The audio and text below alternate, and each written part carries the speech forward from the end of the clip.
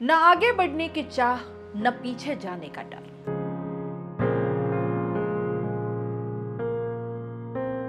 दो वक्त की रोटी के साथ जीवन बिताना चाहता था।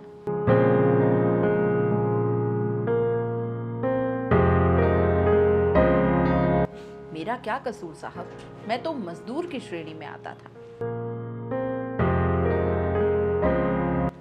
न रहने का ठिकाना, न खाने की उम्मीद।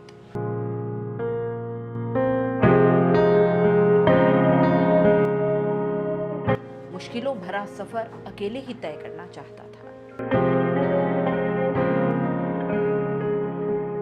मेरा क्या कसूर साहब, मैं तो मजदूर की श्रेणी में आता था।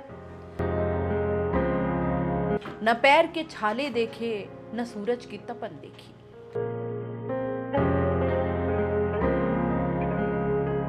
मीलों चलकर घर तक जाना चाहता था।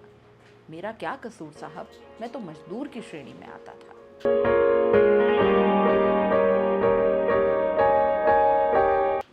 न मदद की गुजारिश, न किया दर्द को बयां। अपनी ही हिम्मत से जंग जीतना चाहता था। मेरा क्या कसूर साहब, मैं तो मजदूर की श्रेणी में आता था। न मौत का पैगाम, न हादसे का कोई एहसास। साथ परिवार के और जीना चाहता था।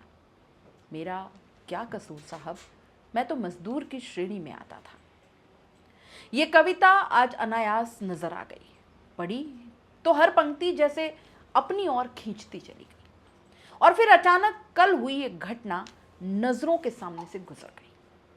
आंखों के सामने उन मजदूरों के बेबस चेहरे घूम गए, रोते गिड़गिड़ाते। वो मजदूर जो अपने दल बल खाने पीने का सामान लेकर उदयपुर जिला कलेक्ट्रेट के बाहर जमा हो गए। कलेक्टर आवास के बाहर भी जमावड़ा लगाया, वहां बैठने की, वहां से इंसाफ पाने की कोशिश की। लेकिन साहब, इन मजदूरों को वहां आखिर कौन बैठने देता? उनकी इतनी हिम्मत कि जिला कप्तान के घर के बाहर बैठे। सो खदेड़ दिया तो फिर कलेक्ट्री आकर धरना दिया, क्योंकि उन्होंने तो सुन रखा था कि जब भी अपना हक मांगना हो, कोई अन्याय हो रहा हो, कोई सुन नहीं रहा हो, कोई धरना प्रदर्शन करना हो, तो सब यहीं आते हैं। अब इन मजदूरों को अक्ल कहां?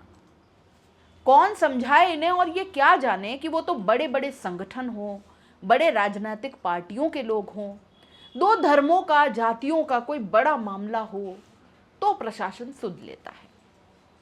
प्रशासन की लाठियां भी उस वक्त मस्त आराम से संजो कर रखी रहती हैं। लेकिन ये मजदूर ये देंगे धरना, ये करेंगे रोड जाम?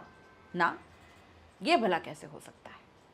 बड़े बड़े राजनीतिक रसूख वाले लोग जब बड़े बड़े शामियाने लगाकर माइक पर वहां पर विरोध जताएं, हंगामा कर दें, बैरिकेड्स पर चढ़ जाएं, हुड़दंग मचाएं, तब तो कोई बात नहीं। लेकिन ये मजदूर, ये अपनी मेहनत का, खून पसीने का पैसा मांगने आएंगे तो क्या इन्हें बख्श दिया जाएगा? पूरा मामला अगर आपको नहीं पता है तो चलिए पहले बताते हैं। हुआ यूं कि उदयपुर में कलेक्ट्रेट के बाहर बच्चों और महिलाओं के साथ प्रदर्शन कर रहे 100 मजदूरों को पुलिस ने डंडे मारकर खदेड़ दिया, उनका सामान उठाकर फेंक दिया, उन्हें धक्का देकर भगाया।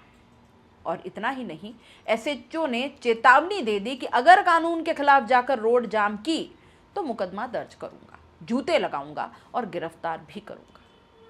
मामला कलेक्ट्रेट के बाहर भोपालपुरा थाना क्षेत्र इलाके का दोपहर 2 बजे का है। मध्य प्रदेश से आए इन मजदूरों का आरोप है कि ठेकेदार ने वन विभाग की साइट पर इनसे काम करवाया और उसके बावजूद उस काम का भुगतान नहीं किया। इनके करीब 47.5 लाख रुपए ठेकेदार पर बकाया है। मजदूर अपने मेहनताने को लेकर 3 मार्च से कलेक्टर के आवास के बाहर प्रदर्शन कर रहे थे। पिछली 2 रात से वे कलेक्टर के आवास के बाहर ही सोए और इसके बाद बुधवार को कलेक्ट्रेट के सामने पहुंच गए। अब धरने पर बैठी एक महिला की तबीयत भी बिगड़ गई, वहीं एक अन्य महिला बेहोश तक हो गई। इससे पहले मंगलवार रात को भी एक गर्भवती की हालत बिगड़ गई थी। मजदूरों ने कहा कि हम 100 लोग मध्य प्रदेश से काम के लिए उदयपुर आए थे। वन विभाग के ठेकेदारों ने पौधारोपण के लिए गड्ढे खोदने का काम करवाया। मजदूरों का आरोप है कि उन्होंने 2 जगह काम किया था। इसमें ठेकेदार बसंती लाल के लिए परसाद में काम किया, तो वहीं दूसरे ठेकेदार दिलीप सिंह के लिए काला मंगरा में काम किया। मजदूरों ने बताया कि उनके काम का कुल भुगतान 51,12,735 रुपए बनता है। उन्हें 3,59,000 रुपए ही अभी तक मिले हैं और उनके 47,53,735 रुपए बकाया है। इधर ठेकेदार दिलीप सिंह कहते हैं कि मेरे पास मजदूरों के 81,150 रुपए और ठेकेदार बसंती लाल पर करीब 3.5 लाख रुपए कुछ बकाया है। कुल बकाया राशि 4,31,150 रुपए अभी वो देने को तैयार है, लेकिन मजदूर बहुत ज्यादा डिमांड कर रहे हैं। 3 मार्च से 100 मजदूर कलेक्टर आवास के बाहर फुटपाथ पर डेरा डाले हुए थे। मंगलवार रात को गर्भवती अंकिता बाई की हालत बिगड़ गई, जिसे अस्पताल में भर्ती करवाया गया।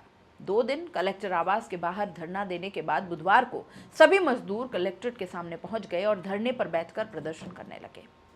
वे अपने साथ भोजन बनाने का सामान, बिस्तर प्लास्टिक के कट्टों में भरकर लाए थे, जिन्हें पुलिस ने रोड से हटवा दिया। पुलिस जाब्ते ने डंडे के जोर पर मजदूरों को वहां से खदेड़ दिया। मामले को लेकर कलेक्टर नमित मेहता ने कहा कि ये ठेकेदार और मजदूरों के बीच का मामला है। इसे लेकर मैंने डीएफओ से तत्काल रिपोर्ट मांगी है। कलेक्टर ने यह भी बताया कि मेरी जानकारी में आया है कि मजदूर तय रेट से 3 गुना भुगतान मांग रहे थे। जो भी भुगतान बकाया है उन्हें दिया जाएगा। कलेक्ट्रेट के बाहर डंडे मारकर भगाने की जानकारी मुझे नहीं है। नहीं साहब, जानकारी नहीं है, कोई बात नहीं। बिल्कुल ठीक किया इनके साथ। इसी लायक है ये कि लाठियां मारकर इन्हें वहां से भगा दिया जाए। इनके पास कहां कोई बड़ा नेता, बड़ा नाम, बड़े माइक, बड़े शामियाने हैं। इन्हें ये सब कहां आता है। बस मुंह उठाए और चले आए कि कलेक्टर साहब हमें हमारा पैसा दिलवा देंगे। जो 2 ठेकेदार मिलकर दबाए हुए हैं, लाखों रुपए है, 2 दिन से भूखे प्यासे हैं, कुछ खाया पिया है नहीं, तो कलेक्टर साहब क्या करें इसमें? उन्होंने कोई ठेका लिया है इनका? नहीं साहब, आपने बिल्कुल ठीक कहा। हालांकि बाद में सुलह करवाने की कोशिश भी आपने की, पर यह क्या काफी है? और लाठियां क्यों मिली उन मजदूरों को? यह सवाल बार बार कौंध रहा है, बार बार। न जाने क्यों उन मजदूरों पर लाठियां बरसाई गई।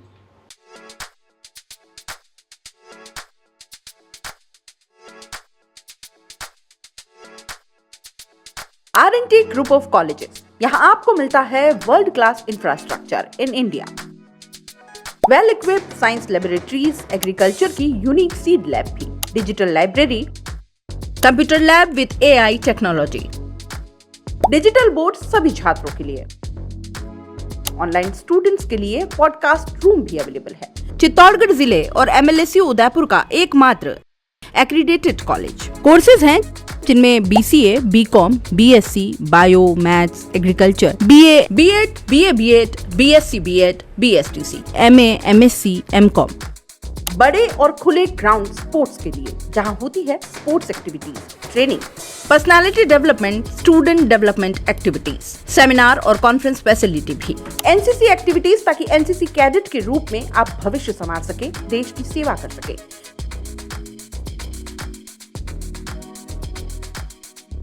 ये विजन है R&T and Vivekananda group of colleges के चेयरपर्सन डॉक्टर वसीम खान का। तो आज ही ज्वाइन करें R&T and Vivekananda group of colleges.